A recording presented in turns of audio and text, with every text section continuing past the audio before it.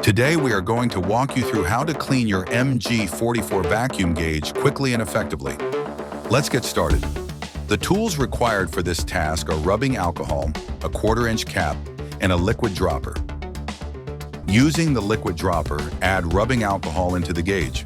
About halfway to 3/4 of the way full, this allows the alcohol to dislodge any debris when shaken. Next, seal the gauge with a brass cap, ensuring it's snug to prevent leaks. Once sealed, shake the gauge for about 30 seconds to 1 minute. Once you've given it a good shake, remove the brass cap, pour out the rubbing alcohol into a cup. Your vacuum gauge is now clean and ready to air dry. We recommend allowing the sensor to dry with the fitting face down for 24 hours.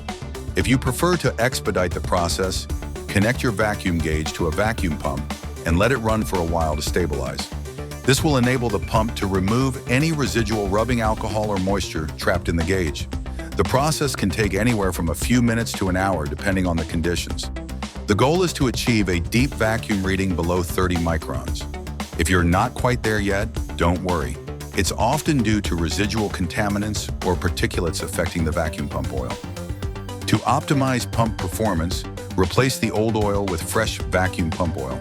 Clean oil ensures the pump can reach lower micron levels more effectively, improving its ability to pull down to a proper vacuum.